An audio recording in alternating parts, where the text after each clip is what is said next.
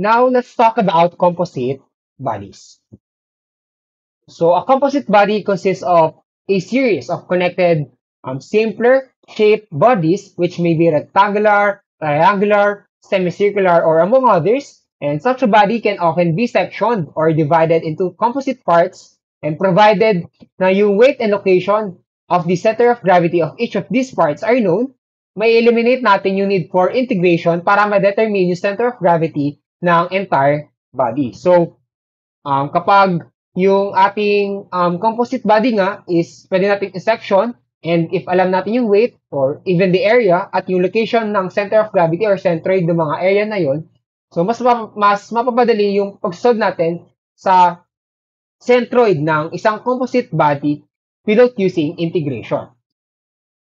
We can do this because yung centroids ng mga common shapes ng mga lines, areas, shells, and volumes na kadalasang nagme-make up sa mga composite body natin is given na or determined na sa mga tables sa ating mga references books, and yung mga references natin sa dulo ng PowerPoint na ito or ng ating video tutorial is pwede nyo i-access para makita nyo yung mga table na iyon. So, again, hindi na tayo magko-consider ng mga differential element. That's why yung formula natin for bar X, bar Y, and bar Z ng isang 3D na composite body is now given by summation of curly X, W over the summation of W. And ganun lang rin yan for bar X, for bar Y, and bar Z. Pero if given or known natin, ang known sa atin is yung area ng ating composite body na two-dimensional lang, let's say. So yung bar X nun will be given by similar lang summation ng curly X times the area over the summation of the area or the total area of the composite body. Same with the bar Y, pero now summation siya ng curly Y times the area over the total area of the composite body. Wherein, dito sa ating 3D na composite body, ayan, yung bar X, bar Y, and bar Z daw natin, ito yung magre-represent sa coordinates ng ating center of gravity G ng ating composite body, yung curly X, curly Y, and curly Z sa ating formula, ayan. Ito naman yung magre-represent sa coordinates ng center of gravity ng bawat composite part ng ating body, kung saan natin sila hatiin. Samantala, yung summation W is the sum ng weights ng bawat composite parts ng ating body or simply the total weight ng ating body itself. Diba? So, again, kapag area naman, so yung area naman, syempre, it will pertain sa area ng kada composite part kung paano natin hinati yung composite body natin.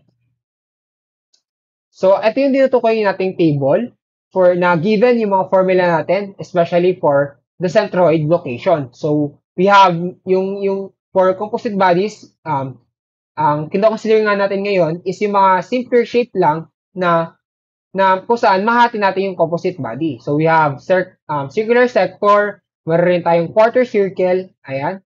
So, meron rin tayong semicircle, we have circle, and then we have rectangle, and also triangle. Ayan. So, yan yung mga kadalasan kung saan natin nahati yung mga composite bodies natin kapag mag-solve na tayo. Let's now try solve our sample problem number 3. So, sabi dito, locate the centroid of the composite area shown. So, para ma-solve natin itong composite area natin, first things first, kailangan mahati natin siya in the most convenient way para mas mapadali yung solving natin sa ating centroid or sa centroid nitong area na ito. So, kung makikita natin, para ma-section natin siya ng maayos, di ba? Consider natin yung mga basic shapes na nasabi natin kanina or na-mention natin kanina. So, we can divide the composite area here, ayan, para magkaroon tayo ng isang malaking rectangle. Ayan. And then we can also divide it here para magkaroon tayo ng isang quarter circle, ayan, at isang right triangle. So, now, label na natin yung mga section na na-divide natin. So, let's consider itong rectangle na shape natin as unang segment natin. Itong butas na circular dito sa gitna, let's say, or sabihin na lang natin ito munang right triangle para mas basic shape. Sabihin natin pangalawang segment siya. etong circular natin na hole, sabihin natin pangatlo, wait, 3, ayan. And then atong ating quarter circle is pang-apat nating segment. So, yung rectangle natin, most probably, ang center niyan, syempre nasa gitna niya, as well as this circular hole, di ba? So, mag-share sila ng same centroid, which is dyan. While this right triangle, knowing the centroid of a right triangle, so it is somewhere here. While the circular or quarter circle naman natin is most probably nandito lang din. Nandito lang. Ayan.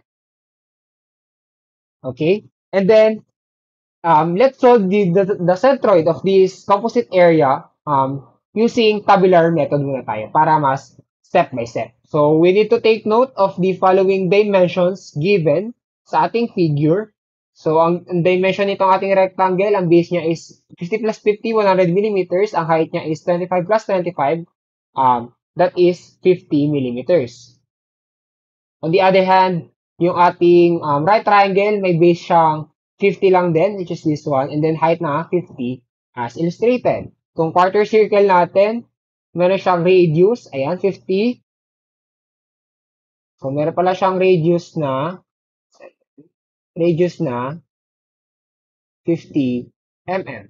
At yung butas nating yung circular hole natin is may radius na, if 30 yung diameter as illustrated, ang radius niyan is 15 millimeters. So let's now try to solve the centroid of this composite area using or by tabular method. So let's start by identifying or sulat muna natin yung mga segment natin kanina. So we have 4 segment, diba? Na-divide natin siya yung ating composite area into 4. So we have 1, 2, 3, 4. And then, second is solve natin yung area. So since yung dimensions, we will have millimeter square for the area. So again, para sa ating segment 1, that is, ang base niya, ang rectangle yung segment 1 natin, that yung base niya is 100 millimeters. So base, 100 times, yung height niya is 25 plus 25, that is 50. So 100 times 50. So mamaya natin siya i-calculate. And then, second nating segment is the right triangle. Again, for the area ng isang triangle, we have 1/2 base times height. Ang base niya is 50 as well. Yung height niya is 50 rin. And then, third segment natin is yung circular hole. So, kapag hole yung or butas yung ating segment, dapat negative yung area, di ba? Kasi, if consider lang natin, sabi dyan, composite area, and hindi naman part ng composite area yung butas na ito. So, dapat, negative area natin siya i-express. So, that is negative. Anong area ng circle? That is pi r square. So, we have pi. Anong radius niya? 15 quantity square. And then, for the last segment number 4, ang area niyan, so quarter circle, that is 1/4 pi r square. So, pi, ang ating radius niya is 50. So, 50 square. So, ayan. So, tama ba? Ayan. So, tama naman. So, calculate natin. So, we have, wait, okay natin yung calculate.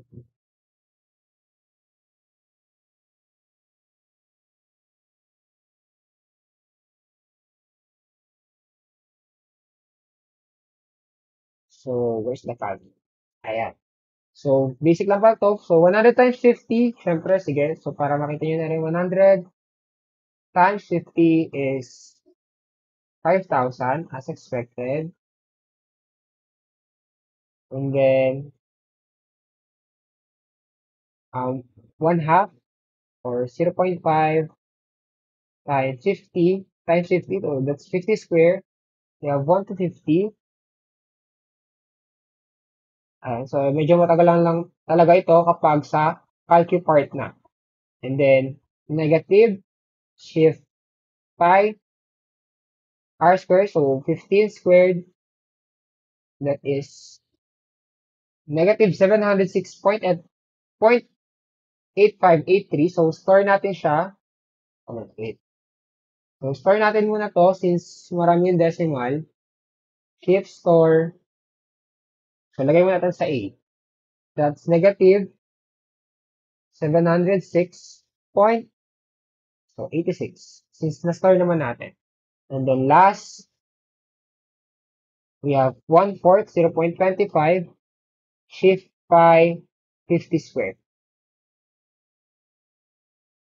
That is, marami ulit decimal. So, store naman natin sa kabila. So, shift store B. That's 1963.86.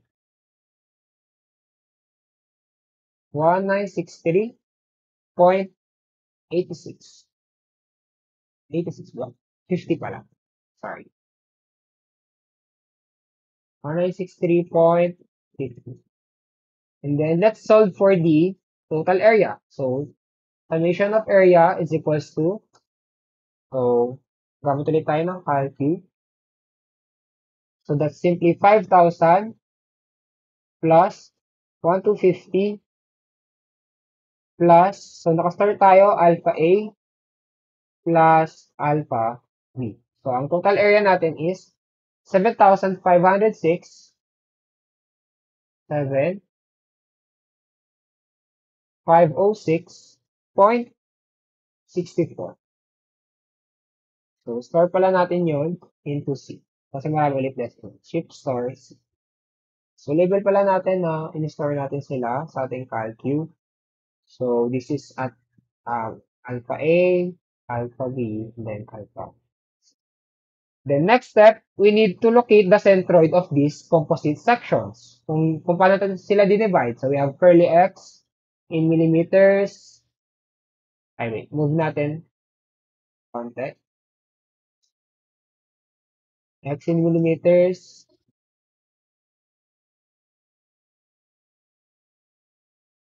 So, X curl in mm. And then, Y curl in mm as well.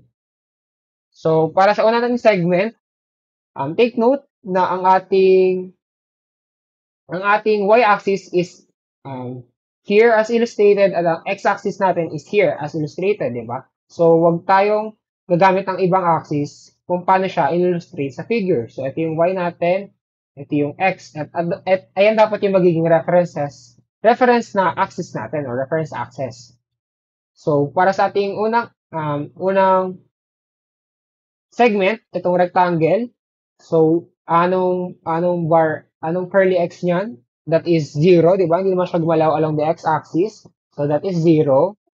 And then, yung curly y niya, so, tumaas siya by 25 millimeters. And the next, ang segment natin is yung ating triangle. So, dito yan. So, ano bang formula sa triangle natin? That is 1/3 ng base and then 1/3 ng height. If ganito yung orientation niya as katulad sa ating figure. So, 1/3 ng base. So, ano ba yung base natin? That's 50. So, ito yung x natin, ha. So, gagalaw siya. Ito yan. Diba? So, 1/3 ng 50. So, that is 1/3 ng 50. And then, another, yung curly y niya naman. So, since nandito siya, so, magte-take pa tayo dito ngayon ng 50 millimeters. So, nandito tayo sa point na to. And then, again, this point is again another 1/3 pero this time ng height naman. So, that is 50 plus 1/3 ng 50. Okay? So, simplify natin to. So, 50 times 1/3. So, gawin mo natin siyang fraction. That will be 50/3. At itong isa, let's use calculus. Ayan. So, that's 50 plus 50/3. So, gawin mo natin siyang fraction. That's 200/3. So, raise natin. Yeah. That's 200/3.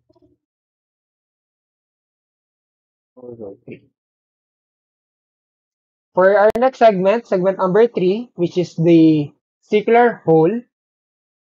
So, ang same centroid lang siya sa ating, kung mapapansin nyo, same centroid lang siya sa ating segment 1, yung rectangle. So, that is 0 yung curly x niya at 25 yung kanyang curly y. And then last, ayan, para sa ating quarter circle. So, sabihin natin nandito siya. So, this is formula based. Yung sa ating quarter circle, so kapag quarter circle, yung kanyang, kapag ganyan yung orientation, that is, so ang distance na to, at ang distance na to, is same lang na, that is, ito yung quarter, that is, 4r over 3 pi. Pero magkakaroon siya ng changes kasi yung curly x niya, measured from this, ayan. Pansin nyo, ito yung positive x-axis natin, and dito negative x na tayo. That's negative 4r over 3 pi. Ano ba yung radius natin sa kanya? That is 50 millimeters. So we have negative 4, anong r niya? 50 over 3 pi. So let's use our calcu. We have negative 4 times 50 over 3 pi. That's negative 21.22. So, store natin siya ulit since decimal siya para mas accurate yung maging sagot natin sa D. So, that is negative 21.22. Yung curly y niya naman, again, kung titingnan natin sa illustration, di ba? So, tumaas muna siya again ng 50 bago nag 4r over 3 pi. Pero, nasa positive y-axis lang tayo. So, diretso na tayo sa calcu. That is 50 plus, same lang, 4 times 50 over 3 pi. That is 71.22. So, store ulit natin siya since mababa yung decimals. So, that is 71.20. So, sulat ulit natin yung store natin values. So, we have D and E. And then, ang ating last step is kailangan natin i-multiply yung curly x ating curly y. Kasi nga, di ba, sa formula natin, di ba, yung sa pinakita natin kanina, para masolve natin yung var x and var y na same format lang, we have to sum up curly x times the area over summation ng area, di ba? So, we need this. So, para makuha natin yan, multiply natin yung curly x sa ating area. So, para sa segment 1, so dito ko na nalagay, segment 1, wait, sulat muna natin yung, wait, so we have the curly x A, which is ngayon na millimeter squared times millimeters, magkaroon tayo ng millimeter cube, di ba? And we have y curl mm cube din. Okay? So, para sa una natin na segment, we have 1, 2, 3, 4. So, para sa unang segment, that's 0 times 5,000. So, alam na agad natin yan kahit di i-calculate, that is 0. And then next, 5 over 3 times 1 to 50. So, let's use our calcu. That's 1 to 50, or gawin natin, 5 over 3 times 1 to 50. We have, ayan. So, apat na decimal na lang tayo. Kaya di natin muna i-store. That's, okay. That is 20,833.3333.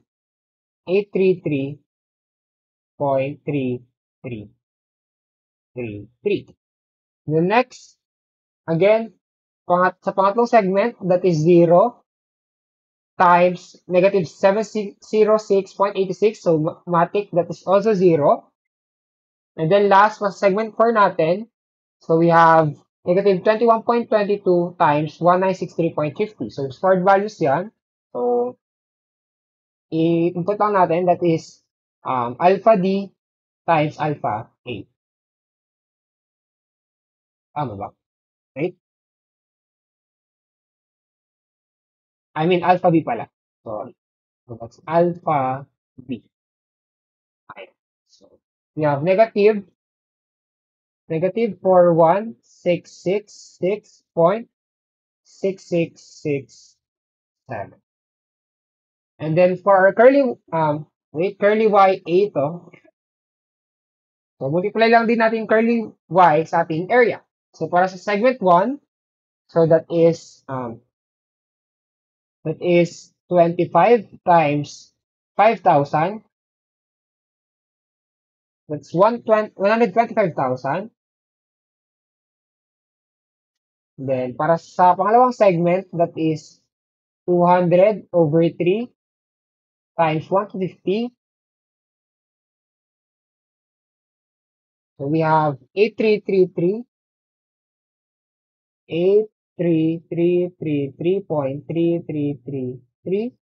The next segment 3, we have 25 times negative 706.86. So nasa alpha A natin siya. So alpha A, that's negative 1771 pala, 0.4587.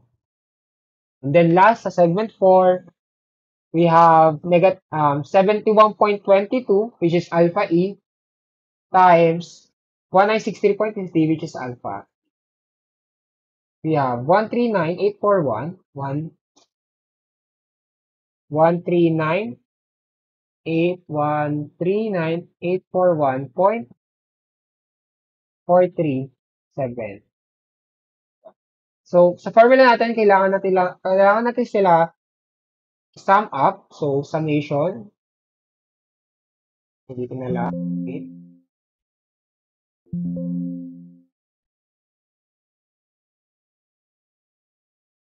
Ayan. Summation ng ating curly XA is equals to at summation ng ating curly YA. So, using our calcu, we have for summation ng curly XA, that's 20,833.333. So, maximize natin yung decimal plus or negative na 4166.667. So, we will have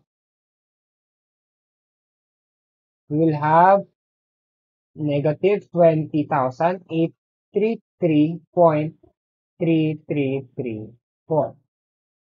And then, for summation naman ng curly Y, A, we have 125,000 plus 83333.333 minus 17671.4587 plus 139,841.437. That's, and we have 330,000,